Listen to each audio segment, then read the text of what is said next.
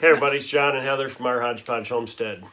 Today we're coming to you with our first video in our Preparedness series, and today we're going to be talking to you about food storage, about ways to prepare your food, ways to store your food, and just what you need to really have. Ways to be self-sufficient. Right. And have things that continue to produce your food. Right. One thing we really want to start off with here is how much food do you have in your house today, right now, and how long could you stay in your house and eat without having to leave? That's something we're going to go over, and we're going to be looking at our notes because we're note-oriented, and I don't have the memory to keep her going, as you all well know. Well, we want to make sure that we've got a lot of key points that we want to touch on without missing anything. Yeah. So I think what we want to go over first is for you guys to start small. Don't think you're going to get a monster pantry overnight, because it doesn't happen that way. Unless you can afford it. I mean, I guess if you can afford it, you could go and get all this in a day, you know? Yeah. So, but we couldn't. No. And so no. ours has grown over the years. So we want to make sure, what we'd like you to do first is get enough food so you can stay in your house a week without having to go to the grocery store, without having to order in or anything like that. And if you already have a week, start with a month and then go to 3 months and then 6 months. And, you know, I think a good solid year, I mean, it might be not manageable for some, and that's okay. Do what you can with where you're at. Right. You know, if you don't have a place to store it, that's a big factor, and a lot of people may not. So do what you can, do the max that you can. That's your goal. Your end goal is to do the max that you can. For us, I mean, we'd probably be okay for quite a long time. Depends who all came over. Yeah, that's true. I guess it depends on who all shows up. But go ahead. As far as storage, you've got under beds. You've got, I bet all of us could clean out a cabinet in our kitchen and get rid of some junk, and that's a lot of storage just under a sink or under a cabinet or anything like that for canned goods and things like that. So storage, you can buy cheap shelving units these days, put them in a corner, do whatever you have to do, but it doesn't matter where it's at when you need it, right, as long as you've got it. Yep. And another thing that we always go over, almost every pantry chat, is store what you eat. Again, don't buy the stuff you're not going to eat because it's on sale, or, you know, so many people will throw out, yeah, I've got 500 cans of sardines and kippers and all this kind of stuff. Well, I like those, but I'm not going to eat 500 cans of them. And, you know, nobody else in my family would touch them.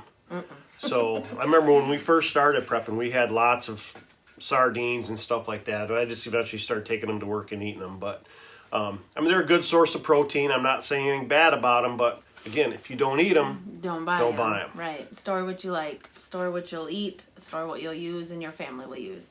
Some of the methods of food storage and long-term sustainability when it comes to food we want to cover. So homegrown foods is one of the best ways to get started into being more self-sufficient. If you don't have property, grow in containers. You know, my mom grew tomatoes and peppers this year because she can't have a garden where she lives. So there are lots of ways that you can still grow your own food, maybe not to the same capacity that someone with a big yard and a garden can grow and put away food. Preserve the food that you grow, so don't just waste, you know, let it go to waste if you're not going to eat it. There's lots of ways to preserve your food. You can pressure can, water bath can, you can vacuum seal. You know, you see us. You can freeze. You can freeze. Dry preserve. Yep, dehydrate. Yep. If you can afford a freeze dryer. Freeze dryer is that's a big a great thing right way. now. Eventually, maybe we'll get there. And then other things that you want to stock up on for home growing your own food are your seeds, of course. If you buy the heirloom seeds, which we do, we buy from, most often we buy from M.I. Gardner and Baker Creek. Most all of their seeds, I think, are heirloom seeds. We bought one of these photo organizers on Amazon, and it's a great way to store our seeds. John and his label maker went to town. So these are all labeled so we can quickly take an inventory, which we need to do for 22. You need to put them in alphabetical order, too. So we don't need to go that far. But, having an idea of how your garden did this year, what you want to grow next year. So that's something that is on our to-do list this fall and winter. But go ahead. Okay, and then there's another thing you can do is save your seeds. Yep. And there's 1,000 videos out there on seed saving. We did save seeds this year from some of our squash that did well. Heather's going to save seeds from her loofahs, our birdhouse gourds, which, you don't really eat those, but they're pretty to have in the garden, and they're going to be pretty cool at my farmer's markets that I'm going to attend this summer. Next fall. I'll show you, summer, fall. Yeah. We also, didn't you save some pepper seeds? Yeah, I saved some chocolate jalapeno seeds because they're pretty enjoyable to grow. They're beautiful in a garden, and I can't wait to really start cooking with them and experimenting with them. Go ahead, babe. So other things that you can do to stock up on foods, of course, you can buy prepared foods, prepackaged foods from the store. Look at your shelf life. Make sure you're rotating, first in, first out, FIFO, Yep. for those food service people. And then, of course, again, buy what you're going to eat, because the shelf life is not going to probably be as long on those, unless they're canned goods, of course. But box things, we put a lot of our box stuff into cans, or jars, I should say, to make it last longer, like our Jiffy and our, different things like that. Yeah, we've got oatmeal, and our flours are all in jars, our sugars, brown sugars. We've got like baking goods, baking powder and cream soda, all that kind of stuff. Cream soda? Is it cream soda? What is it called? Baking soda. Baking soda and cornstarch. I don't bake with cream soda, by the way. And then other ways, of course, you can hunt and fish. He's an avid hunter. He has provided our meat for many, many years, and we preserve it, we freeze it, we can it. Right now I'm sitting on 84 pints of venison, canned venison. And I haven't got a deer this year yet. Yeah, so we're in a good place. So he needs to get out there though, so we can have more. And then of course you can raise your own livestock. That's something that we're excited to be getting back into next year. More to come on that, but we do hope to add some animals to the homestead. Nothing big. Well, maybe one, but. Yeah. But mostly, obviously pigs. You guys know, if you've watched us for any length of time, that we used to raise our own pigs, and we are definitely going to get back into that next year, as well as I think we're going to get back into goats, and maybe some others. So we'll see. But so that's definitely one way to raise your own and breed them to continue to produce more food for your pantry. And of course, chickens. Chickens are the gateway animal into homesteading. We'll probably always have. Yeah, chickens. we'll always have chickens, but you get your eggs from them almost every day. When a chicken ends its laying time's over, it's great for soup stock. Then you got your meat birds in the spring and summer, and we plan on doing an extra batch of those this year. We did 50 last year, and I think we're going to do 75 this year. I'd also like to do my own turkeys. Granted, I did my own turkeys 2 years ago, and they're still in the coop. They're still in the coop with the chickens. I kind of like them. I probably won't butcher those guys. I'll just let them have a good life. Yeah, I don't have a roaster big enough to cook them now. They're beyond capacity now. Yeah. So I'll have to spatchcock the turkeys and do half at a time on my grill. Right. So. Yeah. But and then lastly, I'm sure there's other ways, but these are just the ideas that we had come up with for this series. Is foraging. So you can buy books that go over wild edibles in your area. I think we have a few different books in our library of books for foraging and wild edibles. Anything you want to add to that? There's, fruit trees, the raspberry bushes that grow Berries. Abundantly all over the place here. Mulberries. And then, there's also the pre-preserved foods that you can order, like Mountain House and Some of the other brands of those I don't know what Herbs. they are. I don't know what, you know what I'm talking Mountain about. The ones Herbs. that 25 years, Yeah. they last 25 years. They come in self-sealed buckets and all that. We haven't got into that. Those are pretty expensive for us. So I think we're just going to keep doing what we're doing as far as our food preservation and stocking of our pantry and things like that. So Yeah, and we'll show you around real quick at the end of this video, just kind of give you a quick tour of some things that we store, at least in the pantry. We Yeah. probably won't dig into the freezers, but just to give you guys an idea, you know, in case we have something you didn't think of. And if Right. you have something we don't, put it in the comments because it's maybe something we hadn't thought of. right, we did get a comment about hoping that we weren't just going to sit and talk about preparedness and show you some preparedness. So we wanted to start off with food. Oh, if you're new to our channel, coming in with this preparedness video series, Heather and I, we've been homesteading for about 8 years now, pretty seriously. Probably 11, 10 Maybe or 11. Okay. You know, we've had the grommet of animals, pigs, goats, chickens, turkeys, pheasants, quail, rabbits. We've done all that, and we're slowly getting back into that. Our big thing right now is our pantry and building our food stocks up. If you're new to us, I just want to give you a little bit of history of who we are, and we'll move on now. Okay. So one way to determine what foods that you should buy or stock up on is to do a meal plan. Start with a week, then maybe do a month or a few weeks at a time. And once you start seeing a pattern in some of the meals, you know, we love spaghetti. It's quick, it's easy, it's cheap. You can see the spaghetti jars up there. We have the pasta down here. So that's one thing that we stock up on. And, you know, almost every time we go to the store, we buy a few jars and a few boxes of pasta.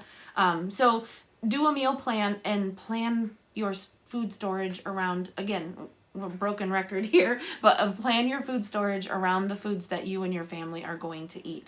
Do not waste your money on bulk buying items, especially bulk, Right. that you're not going to eat. And keep track of what you have. When we show you around here, we'll show you my door.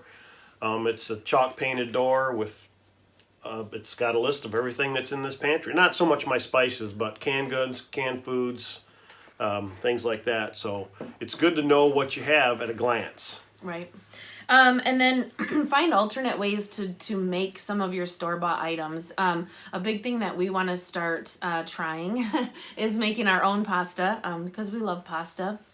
But, you know, when we run out and if we can't get to the store, or if the supply chain breaks and we can't buy pasta, even if we can get to the store, you never know. But anyway, we want to be able to make our own. So that's one thing that we're going to dabble in, I think, and try to learn our way around making our own pasta. But you can make bread to replace your store-bought bread. That's easy, super easy. I think we have a video from like 3 years ago. Four ingredient bread. Yeah. Oh, your artisan bread. And then Heather makes great bread too. You know, I made on the some white regular loaf loaves. bread. Yep.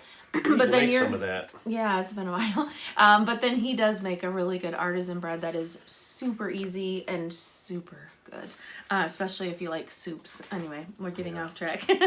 I want to show you something real quick though. I want to give a shout out to some of our friends at Freedom Homestead, Tangi and Jackie. They made this shirt, and I bought it a couple years ago. I ate local because I can. Isn't that cool? That's a great shirt. Okay, so another way that you need to make sure that you have a way to eat all this food that you're storing up on. So, you know, if the grid were to go down, you know, we're talking about preparedness and being prepared for anything. Do you have a means to prepare the meals to make them safe to consume? You know, obviously you're going to have, if you have chicken, if it's not pre-cooked, it's in the freezer, you need to have a way to cook that to make it safe to eat or whatever. So some of the alternate ways that we have found to keep on hand. I mean, we do heat with wood in our home, so we have a wood burner in our big room, and we'll be having a second one at the other end of the house this year. But they both have a surface on top where we could put a pan and cook right on that. We have grills. We have propane and charcoal grills outside. We have, I'm drawing a blank. We have an old Coleman stove with our camping gear that we could use. We have a Camp Chef stove, We which have a Camp Chef. has 2 propane burners on it. That's what I do a lot of my canning on. One thing that we do want to purchase or get is an adapter. If the grid goes down and we need to use our propane in our tank and it's not being utilized in the home, we want to be able to access it. So I'm pretty sure there's adapters or something you can purchase to. I'll be looking into that and getting that squared away, and we'll show you that. And then another thing that we have that he made, that he made was a rocket stove. If you're not familiar with what a rocket stove is, I'm going to let him explain it because I'm not sure how it works. I just know it does. I'm going to build another one. It's super, super simple to build. You basically get one of, it's basically a aluminum pan, aluminum pot. You put a hole in the bottom. You put a pipe down the center. You fill it with sand. You pack it real tight.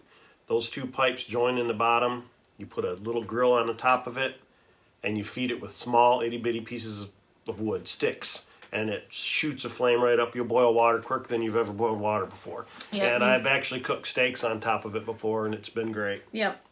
And that's a great, you use very little wood because it's literally just picking up tree branches in your yard. And it does work, especially, you can boil water on there or, whatever. So definitely a great thing to have. And we'll show you that, like he said, in the future. And then there's the simplest way of cooking is right over a bonfire. Oh, A campfire in your backyard, and have a grill. If you go down the road and you see somebody giving away a grill, stop. Take the grills out of it. You don't need to take the whole grill, but take the grates. I've got probably 15 grates laying around in my project alley. And one of these days we're going to build an outdoor kitchen, and those grates are going to go in it. And, they're great. Grates. Great. They're great grates. I think that's all of the key points that we wanted to cover. So now we just kind of want to show you around our pantry a little bit. We have pantry tours. John does pantry chats in here all the time, so this may be redundant for some of you, but for those of you that are following for this series, we thought we would just kind of give you a quick peek. We're not going to go into great detail, but we're going to show you different sections of things that we store to keep on hand relating to food. So let me unhook the camera. Okay, so we're in the pantry, and this is our shelf of store-bought canned goods, and you see we've got whole corn, cream corn, whole potatoes, green beans, carrots, and peas. And if you look right here, that's the wall that keeps track of everything that we have. That so each light time, is terrible.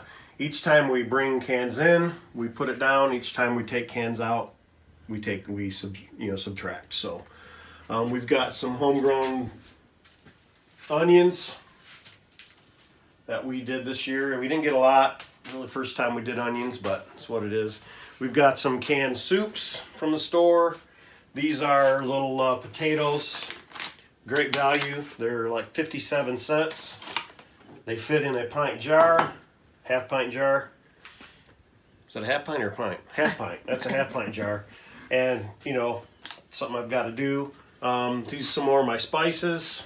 We're going to go over all of this kind of stuff later on in the tour. Over here we've got, we've got our baking stuff, our broths, our chicken broth, beef broth, got venison broth back there. This is our canned chicken. This is from this year, and I'm getting ready to revamp this, so these are going to move up there. Whenever we pull from here, I always pull from the left. So the oldest is always on the left side. Here we've got pork, and this is my canned venison.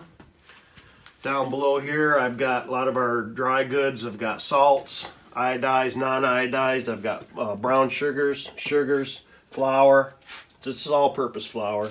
I love making bread, so we've got, a lot of people say this should go in the freezer.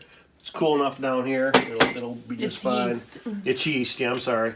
I got a bunch of extra old big jars, gallon, half gallon, stuff like that.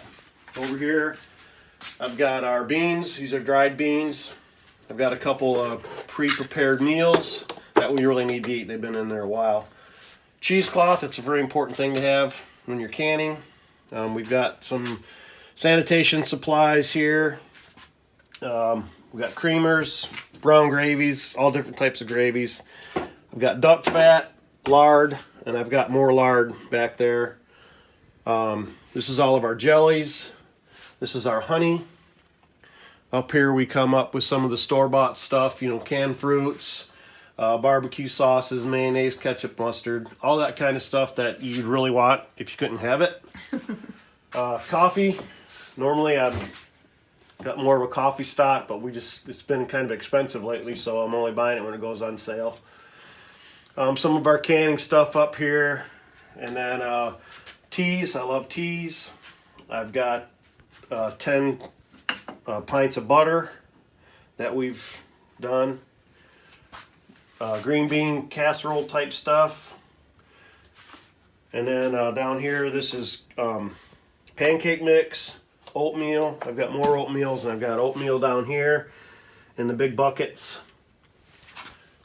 Preserved puffball mushrooms, different type of vegetables. This is from the herb garden this year, a whole big old thing of oregano. Then we go into our vegetables. We've got carrots, potatoes.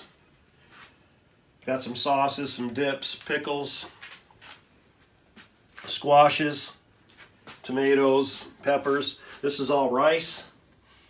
I've got some water stored down here in 1 gallons, and then I've got bulk water stored elsewhere. We've got some noodles that we put in jars, which we've got to build that back up. And then in the canning room, we've got some of our, you know, our canning supplies. Our canners are up here. Our big pots for cooking. I've got our, you know, jar lids, and then all my these are the lids. The rings that are stored back here on a pole. This is some of our squash that we put away this year. And then we come to this wall, and again, you don't have to eat peanut butter and jelly if the grid goes down. You can eat good. You can have all your spices and everything, but a lot of these, if it's not good, you can spice it up to make it taste better. Yeah. A lot of these are for when I do I preserve meats, you know, and they hang back here. So I've got a couple hams hanging back here, some different types of charcuterie meats and stuff like that. So that's basically our pantry. Oh, we got rosemary hanging. You probably saw that hanging. This is from this year's rosemary. I'll be putting that in the jars here real soon. I'll grind some of it up. I'll keep some of it whole. We'll make some of it powder, because you cook with it all different ways. So again, this is our pantry. Okay, so I hope that the peek at our pantry, I know we went through it really quick, but we just wanted to give you some ideas of the food that we store. And if you have any ideas that you didn't see, let us know in the comments below. Tell us what you store. Yeah, tell us what you store, especially if it's different. I love hearing about other, that's a good idea. We should store that. But I hope this was helpful. If you have questions about food preparedness, and, you know, or like I said, ideas, definitely put them in the comments below. We love hearing from our followers about things that they're doing different than us, and can always learn from each other. Exactly. We are by no means experts on this, but we just definitely want to get this message out that, you know, something could be coming. We don't know what it is or when it may happen, but if something happens, we want to be prepared and be able to take care of our family. It can be simple, it can be major, but if you're ready. Yeah. As we said in the first video, it could be illness or injury. It could be job loss. It could be a natural disaster. It could be so many things. You know, just be prepared to take care of yourself and your family. You'll sleep better at night. You won't worry as much. I worry enough for the both of us, but yeah. I don't worry. I worry enough. Okay, so again, thank you for coming along on this journey with us and this series that we're doing. Welcome to the channel. You know how we always say here at Todd's Podge Homestead, we're super glad that we are food prepped. And you should be too. See you later. Bye.